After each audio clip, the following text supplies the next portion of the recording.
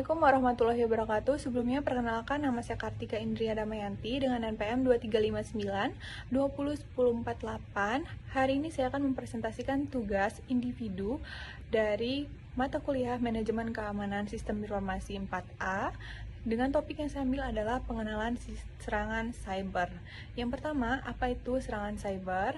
Serangan cyber adalah tindakan berbahaya terhadap sistem komputer, jaringan, atau data digital. Siapa yang melakukannya? Dilakukan oleh individu, kelompok, atau negara untuk tujuan tertentu. Dan targetnya adalah organisasi, perusahaan, pemerintah, hingga individu. Kemudian, sebelum kita masuk ke dalam jenis-jenis serangan cyber, ada kategori umum serangan cyber. Yang pertama, ada serangan aktif, contohnya adalah ransomware, device, website.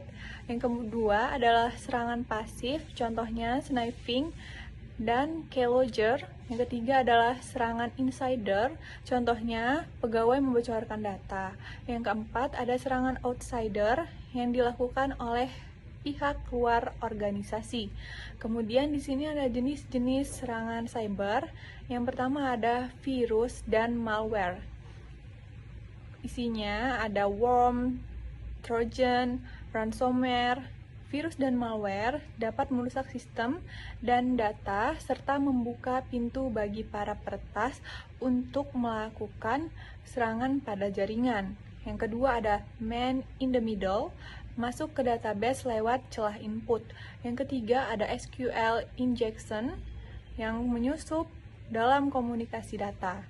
Kemudian yang keempat ada phishing. Phishing adalah teknik yang dilakukan untuk peretas mencuri data pribadi dengan menyamar sebagai sumber yang terpercaya seperti email atau situs palsu untuk mencuri data pengguna.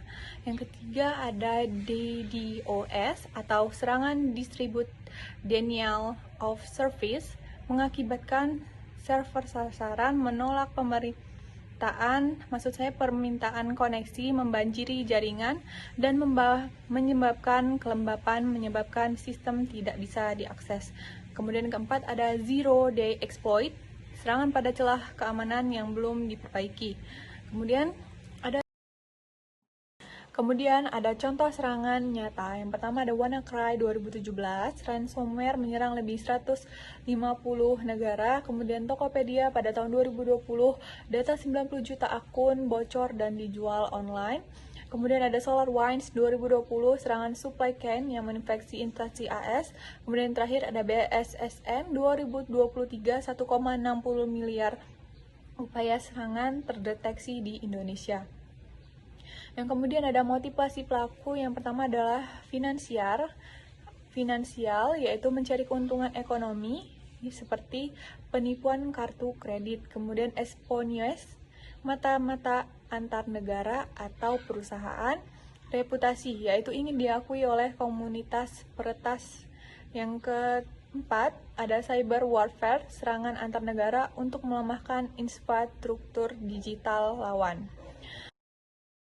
Kemudian ada dampak terhadap organisasi. Yang pertama, kerugian finansial, kehilangan pendapatan, dan biaya pemulihan. Yang kedua, ada gangguan operasional, yaitu sistem lumpuh, tidak bisa melayani pelanggan.